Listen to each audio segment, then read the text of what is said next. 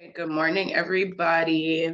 My name is Aliyah, and I'll be your host for today. Now, I'm really excited to partner up with Aliyah on this call here today, guys. And welcome to the BBPA conversation. I really look at it as a conversation more than a presentation. Okay, guys, I want you to fully understand. I'm here to help you and serve you. Feel free to ask any question that you have along the way. Don't feel like you have to wait till the end. No, let's have a conversation. I find presentations are boring, so I kind of want to be able to interact with you guys, right? But that said, this is part of our 7 week or 8 week, my apology, Entrepreneur 101 program. And we're trying to cater to the individual that's a brand new entrepreneur, the person that's an intermediate level, and the person that's already established, but still has an open ear to want to learn how they can multiply or maybe take the business to another level, right? If you guys see me looking left and right, it's because I have 3 monitors, so sometimes I forget what's on what monitor. But that's it. My name is Andre Gordon, guys. As Aliyah alluded to, I've been an entrepreneur for the last several years. Okay, I feel like my entrepreneur journey started off when I was a kid selling candy in elementary school. Got in trouble for that, and then I started selling shoes. And by middle school, I started selling candy. Before you knew it, I started running multiple different businesses in the food and catering, the wellness, digital marketing, sales coaching, automotive space. But what brings me so qualified, if you want to call it that, to speak on a call like this today, talking about mastering cash flow management and risk assessment, it's not necessarily the success, but it's the failures. Okay. I want you to understand through your journey as an entrepreneur, you're going to have some failures where you are going to learn a bulk of your information through your lessons. Okay. So I'm going to share with you guys some of the lessons that I have, but I have ultimately went from an L to becoming a W. And I think that's very important, especially when we're talking about cash flow management. Okay. Now I'm really happy this call is being recorded as well too. I feel over the years of just being trained by different sales speakers and coaches and mentors, I speak pretty fast. Okay. So I know if you're trying to write down something I may say, you might have to say, can you repeat that? But don't worry, this call is being recorded. Maybe you're going to be watching it from our YouTube channel. If you type in BBPA on YouTube, you'll see a plethora of all the videos from the past weeks, even our past sessions where we're speaking about credit rebuilding. Okay. That said, can someone answer for me? What is cash flow? What is cash flow? When we're talking about business, what is cash flow? And don't be shy. Okay. Don't be shy. Feel free to unmute yourself, type in the chat box. But what is cash flow? Give you guys like 5 seconds before I go into a Jeopardy whistle. 5, 4, 3. I can start if anybody else wants me to break the ice here. Absolutely. I think it's very simple in layman terms. It's the flow of the cash that we have going through the business, or if we don't have a business yet, if we're starting up as an entrepreneur, that income that we're receiving. I think we also have a little answer here where it says, Josie says, money that you generate. And Eunice says, cash in and cash out. Absolutely, guys. Cash flow is simply just the movement of business in and out of a business, right? Not all the time is it going to be money coming in. A lot of times you're going to have money coming out. I think that's one of the biggest mistakes when it comes to managing your cash flow. We always account to the money coming in, but not the money coming out, right? And there's different components that kind of make that up. And we'll touch on different parts of it throughout this entire conversation. But ultimately, guys, positive cash flow is very, very crucial. Okay. Very crucial for the operational efficiency, but also business growth. But when you think about it, you're going to have different activities that are going to be going through your business. You're going to have something such as operating activities, your day to day, which is light bill, something as simple as that, right? You're going to have your operating activities. You're going to have your investing activities. Okay. You're going to have your financing activities, right? I could probably speak on these three for years on years, but these are the three most important ones when we're talking about the key components of cash flow management. Now, as you have great cash flow management within your business or multiple businesses, there's ultimately going to be benefits that come with this, right? A lot of times, I think as a human mind, we always go to the negative thoughts, but I want to talk about some of the positive things.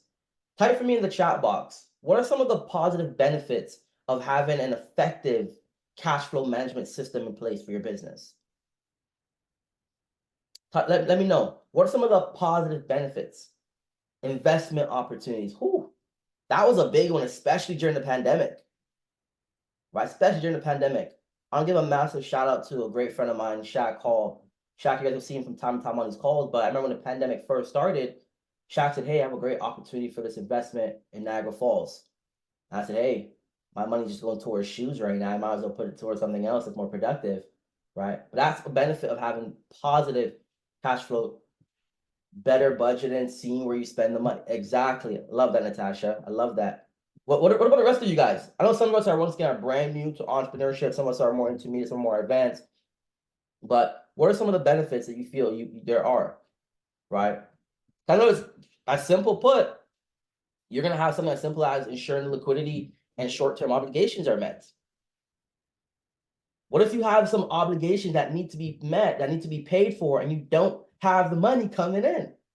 Then things can get really, really scary, right? I'm actually gonna put you guys on this mod over here, so I think it's a lot easier for the lights to hit my face. All right. So better budgeting, seeing where your money is, where money's being spent, right? Here's one of the most powerful ones that I've learned. It enables you to strategically plan and make great decisions for your business. Now, what do I mean by that?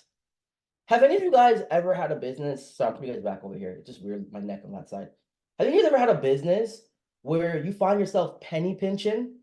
You find yourself trying to cut corners because you're like, oh, like maybe let's do some examples. Let's say you have clothing business. You don't pay for the top designer to create a logo for you. You go to Fiverr and you're trying to find the cheapest designs and cheapest logos. Maybe manufacture the product, like, maybe I should use a thicker quality, but my clients may not even know. So you opt for the cheaper quality route because you didn't strategically plan. Let's change gears. Maybe you're in the food industry. Maybe you can't even test your food enough because you're trying to penny pinch, right? How well a business is doing, the state of your business. I love these answers. I'm loving it, right? So great strategic planning, decision making comes when you have cash flow. When you're like pressed for money and you can't think straight. I gotta pay the rent tomorrow. I gotta pay the mortgage. I got the car note. I got kids' date. You start trying to. I'm sure you guys understand what I'm talking about, right? Especially my entrepreneurs that have been through it. You're like, oh my gosh, it's like he's watching me. We all go through it. Another benefit, guys, of effective cash flow management is the ability, when you mentioned it, I believe it was Aliyah, but the ability to be able to facilitate investment opportunities and business expansion. What if now is the time for you to expand into a new market, a new city, a new product line, but you can't because you don't have money coming in? I know someone said like, ouch, man, I'm really being hit today. I always tell my students, if something stings, it's meant to disinfect, right? If it stings, it's meant to disinfect. I want to help every single one of you guys be able to expand, not just what you have right now, be able to expand and even scale it, okay? You know what it also does? I think this is great for the mental health aspect, as we are just coming out of Men's Mental Health Month. It builds a strong financial foundation for yourself. I don't know if I've seen a few men that join on the call with me. A lot of women. I love the women. The women are serious on Saturday mornings, right? I find, especially amongst men, we are providers, and if we're not able to provide for not just our business but our family, it's going to take a toll on us. And if we're not our best self, how can we give out our best?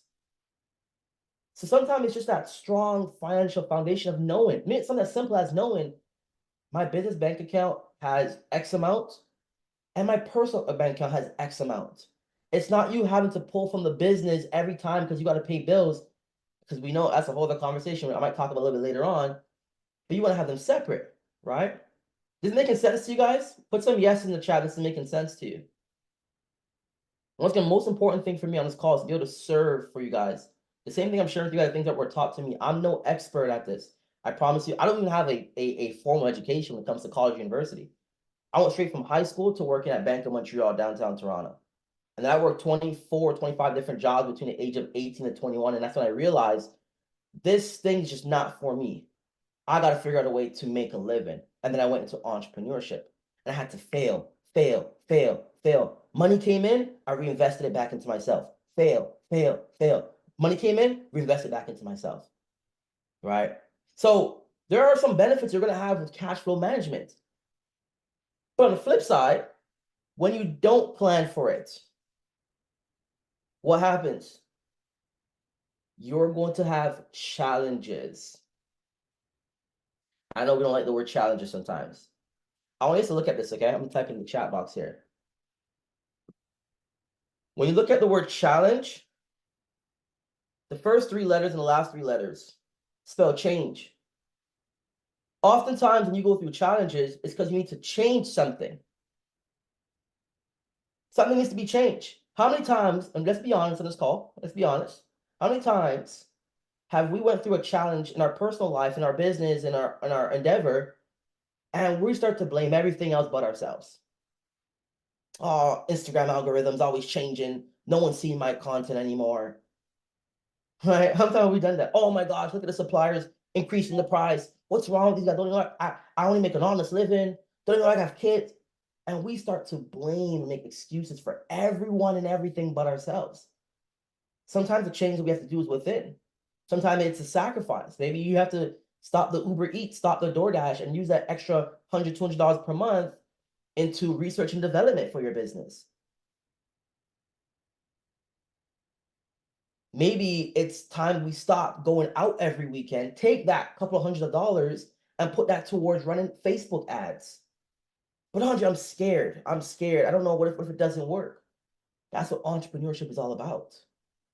Entrepreneurship is all about figuring it out on the fly, learn and go, learn and go, learn and go. And eventually you learn so much, you eventually can drop the L and you will start to earn. That's how this thing works in entrepreneurship. I know someone's gonna leave this call today and be like, oh my gosh, I'm so upset I joined that call. I don't want to be in entrepreneurship anymore. It's just not for me. But it can be for you if you're just willing to go through the challenges and make the necessary changes.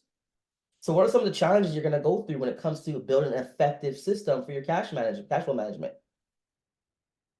List some examples for me in the chat box if you guys know. What are some of the examples? What are some of the things that you're going to go through as a challenge? Sometimes the answer is as simple as you think, but you're overthinking it. I promise you guys. I can go. I think money management is going to be one. Money management. Yep. Has some bad money management. Examples in my days. Anybody else?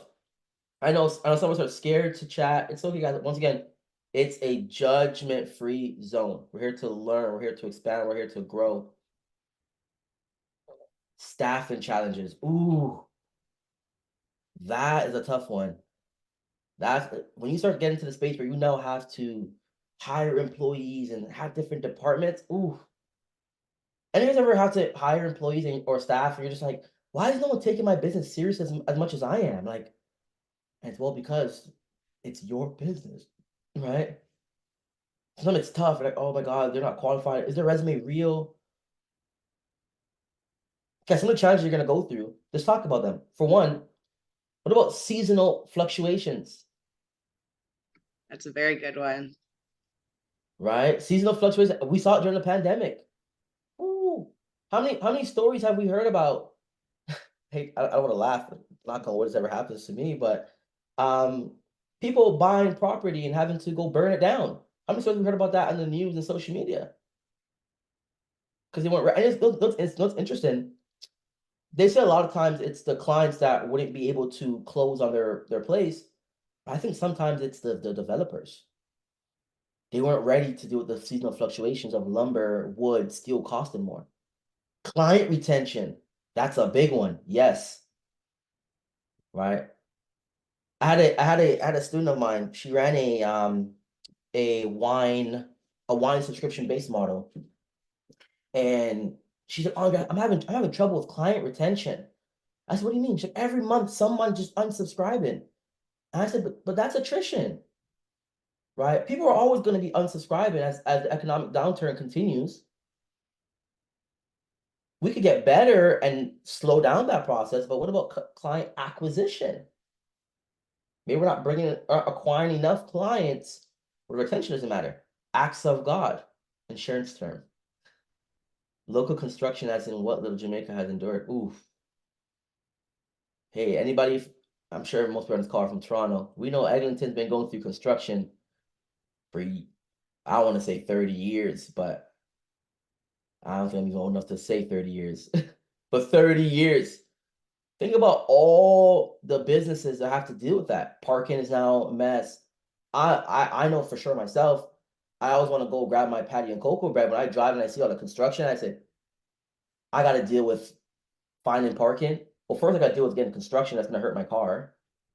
Then I got to find parking. And then I got to deal with the attitude in the restaurant. Oh, I don't know if I can do it. I don't know what I'm talking about, right? So we have seasonal fluctuations. You have to properly plan for that. And we're going to talk about that in the next one, right? What about delayed customer payments? You guys ever dealt with that? Where maybe you, if you're, let's say you're a graphic designer and you build a website for a business. I should do this.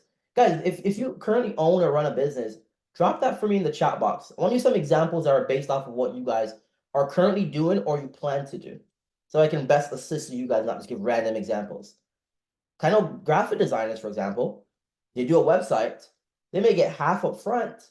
And now they're sitting back waiting like, hey, when are you going to pay this invoice? This invoice needs to be paid. What's going on? Business coaching firm, legal firm, event management service. Ooh, especially event management. It's like, you know, guys, I'm gonna, I won't go into that. Ooh. I've heard some stories. I've heard some stories. There's delayed customer payments. What about the economic downturns? Inflation is real. We're seeing jobs, businesses get people being laid off left, right. It's actually so scary. People being laid off. We're hearing rent prices going through the roof. Business owner, hairstylist. Yes, it happens. Yep. And one time I didn't bring cash to my barber. It's okay, just e-transfer me. And I said, can you text me your email? By the time I leave this shop, my mind's everywhere. And he didn't send me the email until like 2 hours later. He's like, hey, you forgot to pay me. It's like, oh, my apologies. But you have it. In every industry, there's going to be delayed customer payments. What about those unforeseen expenses? What if you own a shop or you have a shop and it rains really, really bad? And now there's rain pouring from the ceiling. What about COVID? That's an COVID. circumstance. COVID destroyed businesses. Business owner having no insurance. Oof, I know that those guys, please make sure you have insurance. I'm not an insurance agent. Okay, I'm not an insurance agent, so it's not a cosign or anything like that. Please ensure you have insurance. Don't cheap out on that. It's worth it. Okay. So you have all these different expenses that pop up. Price of things go up. What if you get a flat tire? Now you're pulling from the business when you shouldn't be pulling from the business for your flat tire. Or mom needs money. Now you're pulling from the business to give mom money. That's not a business expense. That you can't write off giving mom money. Okay? You need to properly plan for these things, right? Big financial setbacks, supplies, fixtures, and more. Yes, Felicia. I'm loving it. Felicia's engaged today, this morning. I'm loving it. Guys, keep sharing them. Keep sharing them. Because we all go through this. And I think one of the interesting things I think as an entrepreneur, because you don't operate in a space today, doesn't mean you won't operate in it tomorrow. I'll give you an example of this. So I'm originally from Toronto, okay? When the pandemic started back in at the end of 2019, beginning of 2020, I said Ontario's closing up. I can't be here. I want to be free, right? So I packed up all my stuff, rented out my condo, and I went out to Vancouver for a bit. Okay. While I was out there, I started realizing this pandemic, oh, let's let Sean in. This pandemic is altering everything from livelihood to what we were eating to where we lived to what we wore, right? It was affecting everything. And something that I caught on and realized was there are opportunities out there. So I'm out there living my best life, Vancouver, traveling around the US. And a friend messaged me and says, hey, I just landed a partnership with the UFC MMA for a graphic design business. Can you help me out? And I said, hey, I know nothing about what you do. I'm great at marketing, yes. I think I'm great at branding, but I don't know what you do. And he wanted to bring me on as a vice president for his business. I know him from high school, but we haven't spoken like 4 or 5 years. Here I am being the vice president of a graphic design business. Meanwhile, I'm trying to run an automotive business and being a day trader. But the great thing was, because I studied and learned marketing and branding, I was able to help out my best ability while earning a paycheck for it. So I got to a certain point, I said, hey, you know what? I think about 6 months, and I said, hey, this role is fantastic, but it's not for me. Because one of the things that I've learned as an entrepreneur, and it's very important to write this down, not all money is good money. Not all money is good money. Some money is going to cost you your peace. Some money, some money coming in is you're just not going to feel fulfilled. And I said, hey, you know what? I don't feel right. I think we'll take the same money you're paying and offer to somebody more qualified or that actually cares, has a passion about what it is that you have to offer. So understand, because you don't operate in a space today, doesn't mean you won't operate in it tomorrow. Okay. So we spoke about some of the benefits, and obviously we're at 10:30. And I want to be done by 11 for you guys. So what are some of the benefits of an effective cash flow management system? We spoke about some of the challenges. All right. Let's talk about strategies to build a great cash flow system. Okay. Let's not just talk about the goods and bads. Let's actually build one out that's really great. Here's one of the things that you want. I make sure I actually wrote this down because I wanted to make sure I can touch on these topics for you guys. Okay, let's move this over here. Perfect. So accurate forecasting. How do we have an accurate forecast as the cash flow coming into our business? Well, we do that through regularly. Keyword regularly. Updating your cash flow projections. Just because you had a good March in 2021 doesn't mean you're going to have a good March in 2024. Andre, do you want to let them know where the cash flow projections come from? Yeah. Give me next. I'll talk about it when I get into the risk assessment. Close to that. That's very important. I'm glad you mentioned that. Because having this in mind is very, very important. You can't just go based off 3 years ago. You can't just even go based off 2 years ago. Maybe you want to do a year over year update. Maybe you want to do a month over month. Some of our businesses that we operate in are very seasonal. For example, if you're in roofing, you can't compare your January to your June. This is making sense to you guys? We all know if you operate as an esthetician in the summertime, your business probably flow because everybody wants to be outside. Everyone wants to be looking good, nails, eyelash, everything just be looking exciting, be looking fantastic. So maybe your summer months, you're through the roof, you're exploding. Maybe the same thing happens if you operate a food truck. So you want to be updating your cash flow projections, right? Maybe budgeting, reconciling, good bookkeeping practices. Love it, Denise. Yes. I gotta make sure I put a heart for that one too. Yes. I want us to understand, especially, and this is a Black people call, so I can be very upfront. We gotta understand there's a difference between being weak and being vulnerable. It's okay to ask for help. If you don't understand something, it's not good enough to just try to push it underneath the rug. Ask for help. Pay the money for the bookkeeper, for the accountant. It's okay to ask for help. Pay money for the course to learn it. We can't just be oblivious to the things. Oh, I didn't know. I was unaware. Right? And I share that because I was once that person. So I'm speaking from personal experience. I'm not attacking anybody, I'm speaking from personal experience, but it's very important, right? You also got to consider the various scenarios for risk mitigation. What happens if another pandemic occurs? Will your monthly targets be met? What happens if we had a very low snow winter? Very, very low. Are you expecting that next winter again as well too? Have you been tracking your numbers to see how previous years each winter has been? Okay, you know what? First week of January is usually this, so usually I might be a little bit slower in January. We gotta know. I had a coach say this to me at, I think, 21 years old.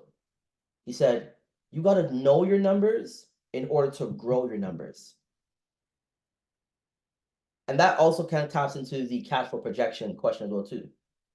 Ladies and gentlemen, you gotta know your numbers in order to grow your numbers. If I were to ask you, I mean, hey, you know what? I want to invest into your business. I have $250,000 to invest into your business. Can you tell me what did your business do net profit last year? Are you going to tell me your net profit number, or are you going to give me your gross profit number? Or are you going to give me 1 month worth? Are you going to skip out on your expense and not share some numbers? If you don't know your numbers, you can't grow your numbers. This taps into what Denise said: efficient invoicing and receivables management. Ooh. Some of us operate a business where we need to have, let's say, maybe we hire a virtual assistant that's going to call people that owe us money. Hey, you have an unpaid invoice. Hey, you have an unpaid invoice. Hey, you have an unpaid invoice. It's not nagging, it's your money. They owe it to you, they owe it to you. Don't ever feel guilty or feel bad for asking somebody to pay you for the service you already provided. So that's going to help you when it comes to that, right? Part of that process, maybe you offer discounts for early payments. You ever thought about that? We usually see that when it comes to like landlords. They say, hey, you know what? 13th month free if you do XYZ. Right? I know in the car business, I do a plethora of discounts towards my clients. But what if we just offer it for early payments, incentivizing them to do something that they should have been doing anyways? Human behavior loves incentives. We love when we're incentivized. Okay. Another part of this is just sometimes establishing a clear payment term with your customers.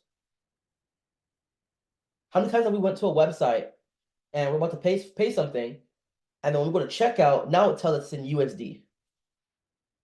It's like, oh, I live in Canada. Why am I paying USD? Or they didn't tell you that it wasn't $49. It was $49 monthly until you got to the end, but it's in fine print. These are small things that help. Once again, I hope this is all making sense to you guys. This is very, very important to really help with cash flow management. Without these things, you're going to have a rough 2024, right? People are becoming more, think about it right now, guys. People are becoming a lot more close-knit with their money. People aren't spending people being more frugal is the right word. Not cheap, people being a bit more frugal. People aren't spending outlandish as much as they used to be, right? So you want to be very, very cautious of this. Another one is cost control, right? What if you're monitoring and actually controlling the operating expenses? A lot of times, you know what we do? We just throw money there for that ad. We throw money there for that research and development.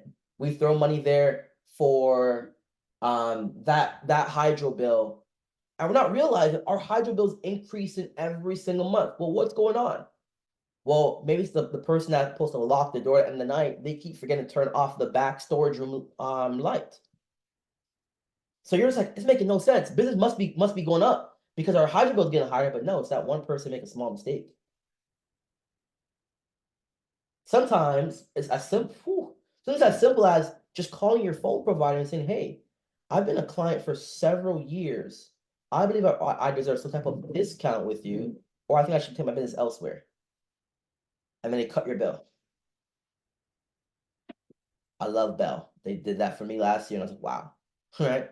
From like $120 to like $65 more gigabytes because I'm a loyal customer, right? And this goes next what I'm talking about. Sometimes it's just negotiating favorable terms with your suppliers. Because you've been buying material from that person for the last 10 years, don't get me wrong, I'm a very loyal person, but I believe loyalty should go both ways. If I'm loyal to you as my supplier, I think you should show some type of love and respect, loyalty back to me for sticking with you. Maybe it's time to renegotiate those terms. That could be somebody that's in the esthetician business. That could be somebody that's in the in the car business. I do it all the time. Maybe you're somebody in food and hospitality, right? It's good to go back and renegotiate your terms. Great point of value, your best low customers. Yes, yes. Think about it. How many times do we have customers that just stick with us, but we never give them even a free service or a free product for their birthday? Something as simple as that. Here's a good concept I'll share with you guys, okay? Feel free to steal this with you, do whatever you plan to do. Every customer that gets a vehicle with me, a car with me, I always keep their birthday in my data book for my phone, okay? Every time it's their birthday, I send them a Starbucks card. Because you can do it via text message now. Send a Starbucks gift card. But what I also did is I've said, let me put an incentive in place to value the individuals that need my help the most. How many times have we heard in the car industry, women get taken advantage of? So you know what I'm gonna do? This is what I'm gonna do. All single mothers that get a vehicle with me, your first payment is gonna be on me. I'm incentivizing my clients, my customers. Valentine's Day, I don't know, I think I did like $1,500 already. I gotta do more tomorrow and Monday. I ordered in flowers just to send to my clients. A small gesture goes a long way. You never know that one moment where they're like, you know what? You know, Andre's business it's $10 more than the local person, but I've been loyal to him. But that $10 can go a long way right now. I probably put that towards food. Oh wow, a rose showed up. Andre's actually thinking about me. You know what? I'll spend that extra money with Andre this month. How many times we think about finding the cheaper alternative? We know it's not better. We know it's not better, but we'll do it because we don't feel appreciated. These things are very important, okay? So let's transition slightly and move over into risk assessment because cash flow management, guys, goes hand in hand with learning risk assessment in business. All right. Before I do that, put a 7 for me in the chat box if this is making sense to you guys so far and you're learning something here today, or you're liking what you're hearing today. Put a 7 for me in the chat box. Oh, now numbers are coming. We awake. We at 10:42 now we're awake. Okay, I love it. Now I know. Now I know. Moving forward, start very slow and then 10:42 everyone's wide awake. No, I won't do that. Well, guys, think about this. Risk assessment. Answer it for me. What is risk assessment in business as an entrepreneur? What is risk assessment? Sounds very simple and easy to say. What is risk assessment?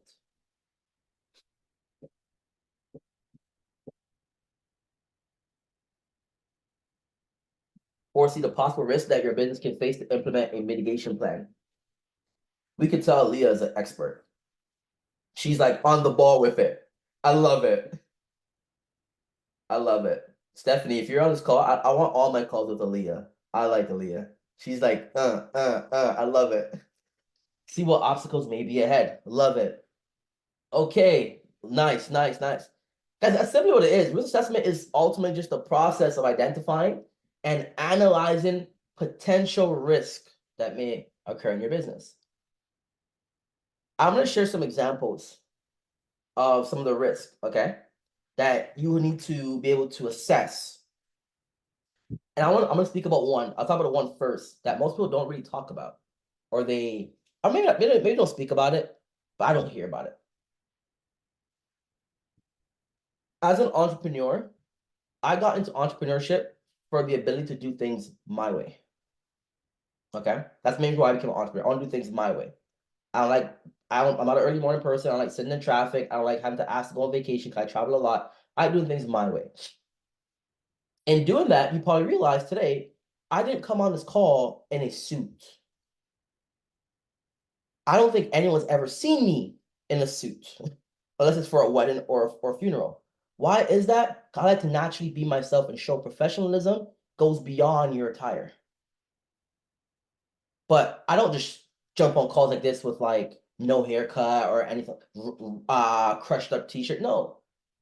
But in doing this, I understand a risk is I might lose out on potential clients that jump on a webinar and like, oh, he didn't even show up in a suit. But I'm okay with that.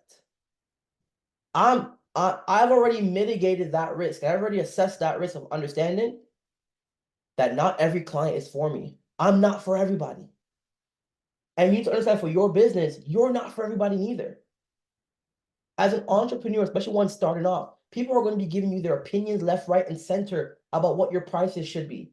Understand, if someone says your price is too much, they're just not your customer. There's a customer for every price point out there.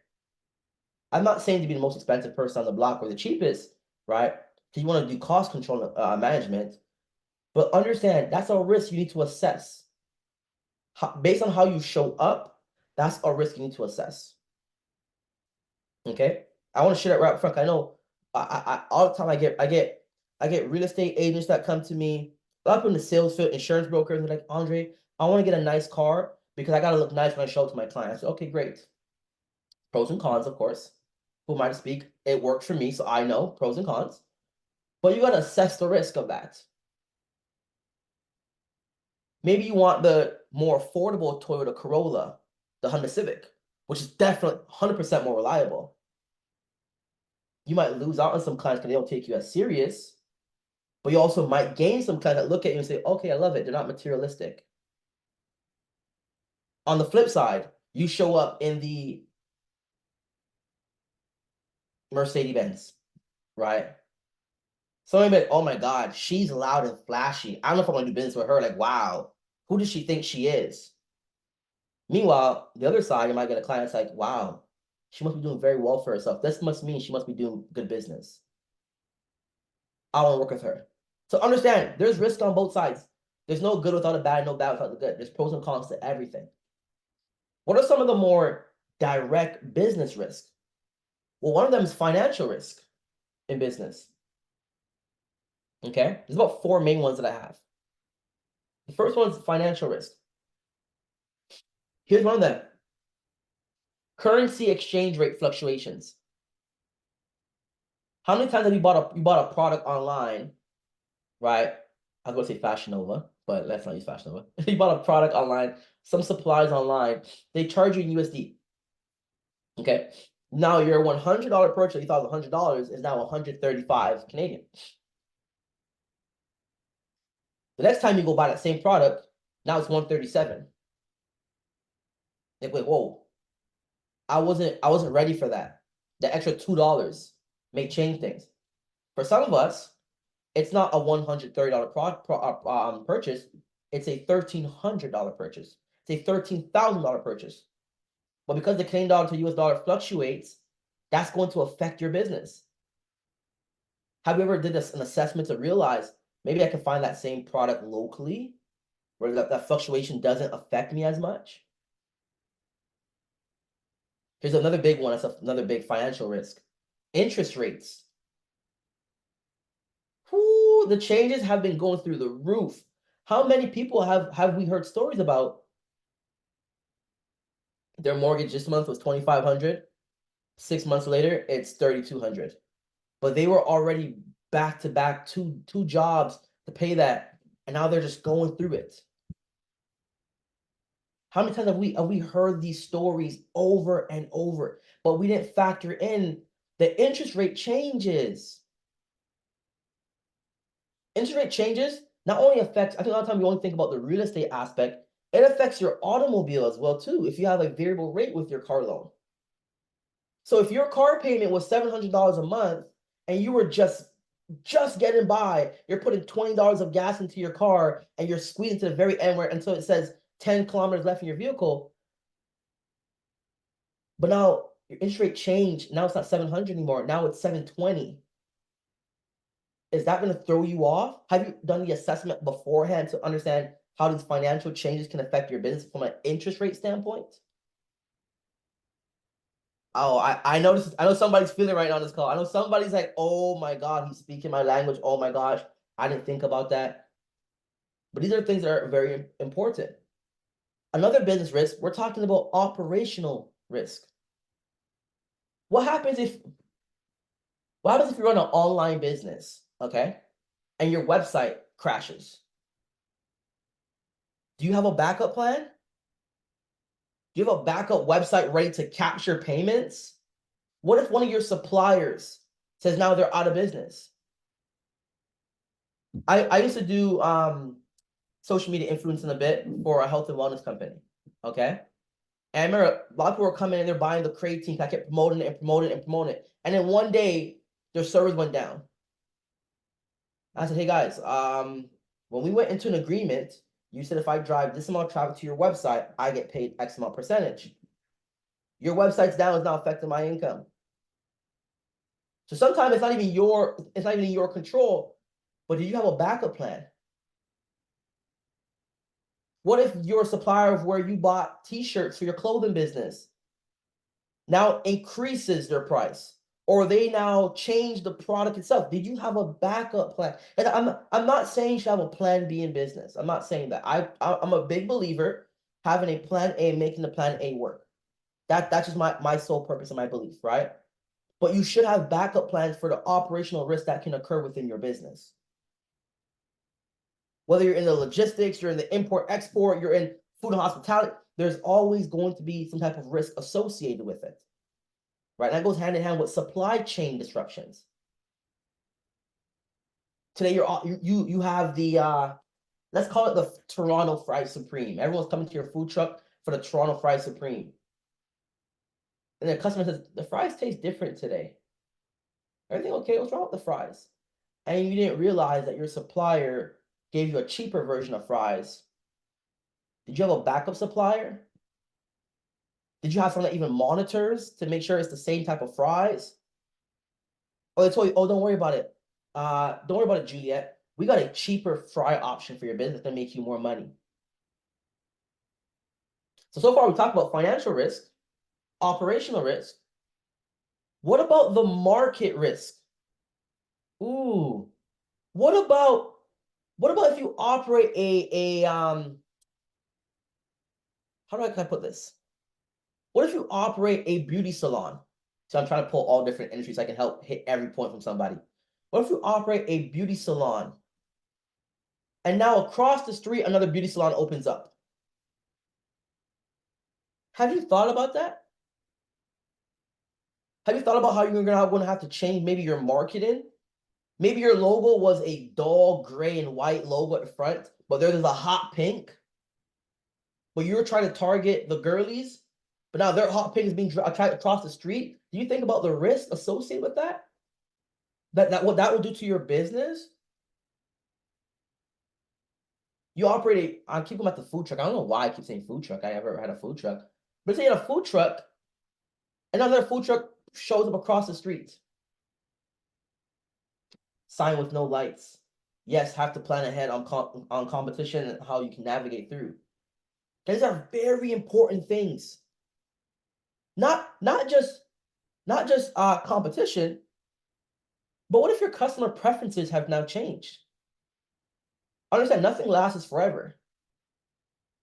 I remember when I was younger, I used to always see people around me do like what's it called, like the double lineup. The guys doing a double lineup, and I was like, that looks kind of weird. And then like 3 months later, I found myself doing double lineup. I was never a fan of fades, and now all I ever do is fades. But what if you're a barber and you never adjusted and you don't know how to do a fade? Now we're seeing guys have braids and shade to the side. What if you never learned the skill to be able to do that? Now your competition, now your customer preferences have changed and they go to another barbershop. And it's not, and maybe it's not that you did bad, but you just don't offer their service. You just can't do it. See, I think a lot of times when we think about risk assessment in business, the first thought that comes to our mind is, what if we don't make any money? What if we get what if we're gonna this is the next one. What if we get shut down? What if we don't think about the things that are within our control? right? Financial risk, operational risk, market risk. What about regulations, compliance? These are very important things you want to consider and assess. Right, as Aliyah mentioned at the beginning of the call, I've been a day trader the last 2017, almost 7 years. Stock market, foreign exchange, cryptocurrency. I've been doing it on a full-time level outside everything else I've been doing. When I got into coaching, I said, how can I pull people to show them that I have an amazing course that I can teach them? One of the more common things is, well, Andre, show them you're making money. Well, no, I don't want IRS or CRA on my case. No, so I'm not going to be posting my money online. But what if I did go that route, like I've seen some other people did? Am I okay with knowing that Instagram might close my account down? How will that affect my business at that given moment? A lot of time we think about the government. Facebook is almost like a government now. Facebook shuts you down. You feel like you are like, oh, I can't do anything. Facebook accounts are getting closed left, right, and center for running Facebook ads wrongly. Have you thought about what you're going to do in the event your Facebook gets closed down? What if let's say the SEC, FTC knocks on your door and says, hey, we need you to stop doing ABC, XYZ. Did you have a backup plan? Do you have not even a backup plan? Do you have an alternative as to what you could bring into place for that? What if laws and regulations change? What if somebody comes to you and says, hey, maybe the landlord you're renting your office from says, hey, heads up, we are actually going to be selling the office because they're going to build condos here. We're seeing this every day in Toronto now. I heard Jane and Finch Mall is now going to be destroyed down. They're going to build condo buildings. What if you're one of the owners operating your business there? Did you assess the possibility of that happening? Now, don't get me wrong. Some of these things are like, Andre, who would have known that 20 years ago? But in the last 12 months, I'm sure we can easily see condos are being put up everywhere possible within Toronto, in the greater Toronto area. You start to assess the risk of, if I have to move, where am I going to go? Guys, the importance of risk assessment is there to ultimately protect your business assets, right? And resources. Okay? That's for one. Is there to protect your business assets and resources. Like we mentioned earlier in the call, is there to also enhance your decision making. We don't want to make decisions when we are strapped for cash, but we also don't want to make decisions when we haven't even assessed the risk associated with it. Because all we're thinking about is the pros. Oh my gosh, when I make this money, I can do this, I could do that, but we didn't think about what if it goes the opposite direction. In business, I find it kind of operates like a slingshot. Sometimes you've got to be pulled back to go forward. And the further back you're pulled, the faster and further you go forward. But did you assess the risk as you're going back? Are you able to afford your mortgage, your rent, daycare, food, your credit card bills, your car? Have you assessed all of those things? And that's why it's important to have a risk assessment system in place, right? It's going to enhance the decision making. It's going to help to that's what I'm looking for. Help with strategic planning, in a sense. It's help with strategic planning and resource allocation, in a sense, right? I promise you we're done in 5 to 7 minutes. Okay, 5 to 7 minutes maximum. So when we're talking about risk assessment, okay, what does the process look like? Okay, because yes, it sounds great to know, okay, Andre, these are the risks, these are what can happen. But what does the process actually look like to create that system in place before we tie it in together with cash flow management? Well, here's the first one. It's the identification phase. Okay. This is where you identify the potential risk, right? In each business area. I'll give you an example of this. We're talking about, let's talk about finance real quickly. One thing my grandmother taught me very early on, which I'm grateful for. My grandma told me, you want to operate like a movie theater. Okay. Think about it. When you go to the movie theater, Type in the chat box. What's your intention when you go to the movie theater? What's your first intention when you go to the movie theater? What's your first intention?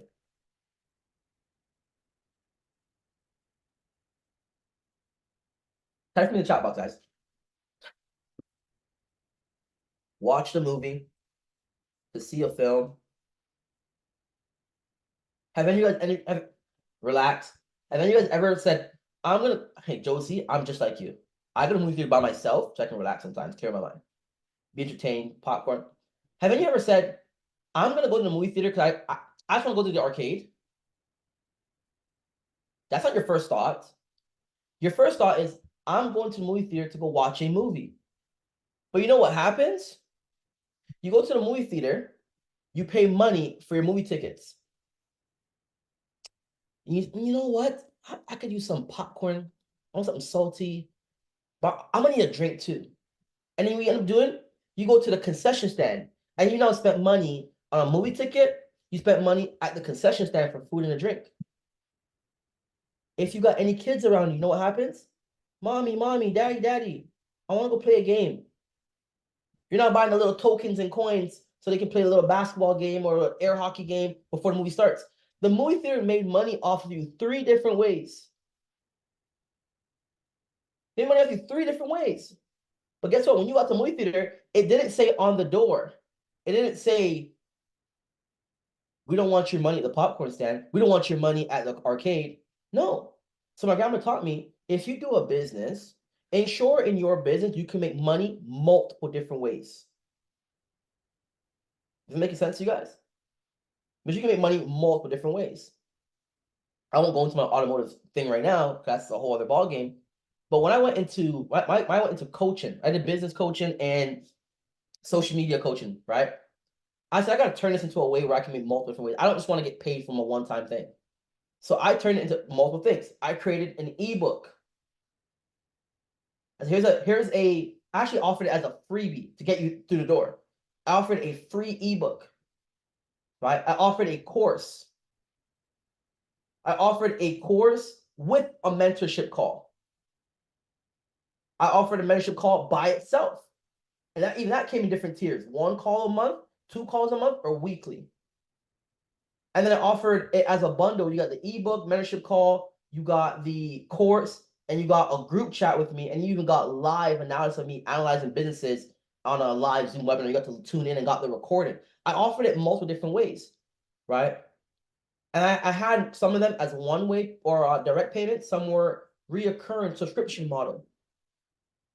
Because if I'm going to operate a business, I want to protect myself. I want to safeguard myself. What happens in the event? Knock on wood, it happens again. I got COVID 3 years in a row for my birthday to start January. What happens in the moment you just don't feel it? I don't want to do anything today. Have you safeguarded yourself to have money coming in? This comes through the identification process, identifying where could I identify potential risk in my business in each area where I can make money. I tell you, buddy, I'm not a social person, and I know I may come off as very extroverted. I'm an introvert. I like to be alone. I moved to Vancouver where I didn't know anybody on purpose. I said, I want to be alone. I go to a restaurant, have a glass of wine and a meal by myself. I want to be alone. But I understand there comes a time where I need to be able to make money if the times I want to be alone. I don't know if I want to talk to everybody all day long, every single day. Can I still make money? I'm a business person, right? Second, after identification, is the analyzing phase. I think sometimes this is where we go wrong as entrepreneurs. We identify and we get right into it. Oh, let's go. But we got to start to now analyze. We got to evaluate the likelihood and the impact of the risk that we've identified. I'll say it once again. We need to evaluate the likelihood and also the impact of the same risk that we've identified. Our website shuts down. How likely is that to occur? Well, let's go find out using GoDaddy or WebExpress or all these different things. Squarespace. How often has their websites went down? Have I read the reviews? Have I took a look to see How often this happens? Do I have a backup? If this gets shut down, how long is it going to be shut down? Is it shut down every morning, once a month in the morning? Like, we need to know these things and analyze. After we identify and we analyze, now we got to start to put the mitigation into process. And this is where we actually develop strategies to minimize or eliminate the risk. Okay, not all risk can be eliminated. It's the truth. But you can perhaps minimize it to the best of your abilities. Okay. And the last one is monitoring. And this goes back to you're regularly just reviewing and you're updating your risk assessments.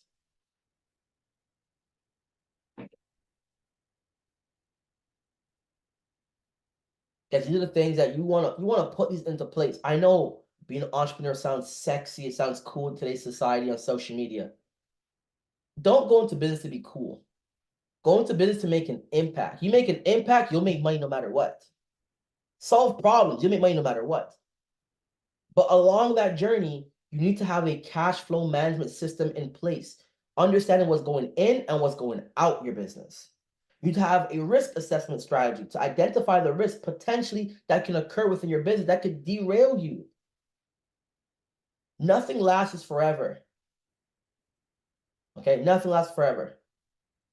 You need to have systems in place to help you out with these things, right? So in tying these together, here are some things that can really help you out for on a cash flow management standpoint as well as risk assessments. One is building something called a cash reserve for yourself. Now, I can't go into the specifics of that because I'm not a licensed financial advisor, right? But you can speak to your accountant, speak to your financial advisor and say, hey, I want to build a cash reserve for myself. How do I go about that? All right. You want to build this for yourself for the fact of understanding there's going to be unexpected risks and unexpected things that are going to occur. But instead of having to pull money from the operating cost bank account, if you have a separate account for that, which I hope you do, instead of putting money from that or putting money from your TFSA, which I heard some stories about, which makes no sense to be doing that for a business risk or business thing, you want to have a reserve. I call it more like a buffer, right? I just want to do my budget each month, even on my personal expense. I said, okay, cool. You know what? I put 30% set aside for taxes. You know, I never use that full amount. I put 25% towards my living expenses. I put 10% just to pay myself, to reward myself. I put 15% towards savings and investing and giving back to the community. I put 10% towards giving to my mom because my mom just loves my pockets, right? But I do these things, but then I always leave at least a 5% buffer. Because like I mentioned, I'm not a social person, but for example, the Super Bowl happening tomorrow. Friends want to have a get together. I don't want to pull that from my living expenses. I don't want to pull that from money that I would give back to the community or might give it to my mom or money that for my reinvestment into my business. No, that's from the buffer. I want to go on vacation, right? I don't know, this week, next month, I don't know, whenever that's going to happen. That's going to come from the buffer or the savings, personal savings, not business savings. Okay. You want to have these in place. Now, what may happen? Well, let's say if I didn't properly plan for a buffer. Okay, so let's say I only have, I don't know, $2,500 in a buffer. Okay, let's say I have that. And now, let's say my sister, I don't have a sister, but I don't want to put anything on my brother. Let's say my sister has trouble, loses her job, has mortgage to be paid, can't pay her mortgage. And now I gotta look at it and say, okay, I got $2,500, I can help her with her mortgage, but that removes my buffer. Well, let's go look at my business. How are we performing this month? How are we performing last month? Is there any need of this for anything? The human part of me, maybe the Capricorn part of me is like, you know what? Let's go help my sister out. Right? You know what's gonna happen? I help my sister out, and now I'm gonna have that feeling inside of, man, I should have been better with my cash reserve, with my buffer, to take care of these things. So now maybe I could properly plan in the future. Don't only keep 2,500, keep 5,000. The price of rent today went through the roof. It's no longer 2,500 for a 2-bedroom. I think it's made like one bedroom for 2,500 to my knowledge, right? Now I should start saving 6,000 as a buffer. We want to analyze and review these things periodically so we are aware and so we can best assist and help people. And lastly, we want to be able, like I mentioned, nothing lasts forever. We want to be able to adjust our cash flow strategies based on the risk assessments. I'll say that once again. You want to adjust your cash flow management system based off your risk assessments, not just off of itself only. Not just only off of the fact of, customers might come to place, I might have delayed payments, no. I want to base it off of, well, what if my landlord says, hey, we're selling this office space because we're building a condo here, you got to go. Was my cash flow system in place to help cover that? What if your supplier says, I'm no longer going to operate and sell these anymore? Did you have a system in place on a cash flow standpoint to cater towards those situations, those what I'm looking for, those mishaps in a sense, right? Guys, this is why I truly believe every Saturday as we have these conversations, it's very important you tap in. It's very important, not just this tap in, but come with your notebook, come with your pen, come with your questions. Because I promise you, if you stay locked in with not just where BBPA is today, but where it's going, we're going to help a lot of people become like just serial entrepreneurs, successful, thriving entrepreneurs, not just social media bio entrepreneurs, but entrepreneurs that are actually making an impact. So guys, we are going to be back, right? Once again, every Saturday, you're going to see us. I'm really excited to be here with you guys. I'm really excited to be partnered up with this platform, with this community, for making an impact on a lot of people's lives. And I'm really excited for a lot of you guys. I know some of you guys are going to take this information and you're going to sit on it, and maybe you'll apply it a year from now. Some of you are going to take this information, you're going to sit on it, and you'll apply it 3-6 months from now when you have that downturn in your business. You're like, oh, risk assessment. I should have thought about that. Oh, I should have a cash flow system in place. Some of you are going to take this information, you're going to apply and act on it today. And I don't love anyone more than the other. I just truly hope that I can be on this call and serve for you guys. Be a vessel and to share the information that was shared with me through my personal experiences, through the lessons that I have went through, and through the successes that we've been able to have as well too. Right? That's it, guys. I love y'all. I appreciate you guys for having me here. I'm looking forward to the next few weeks, and I hope you guys take this information and have a blessed and prosperous and abundant 2024. Have a good one, guys.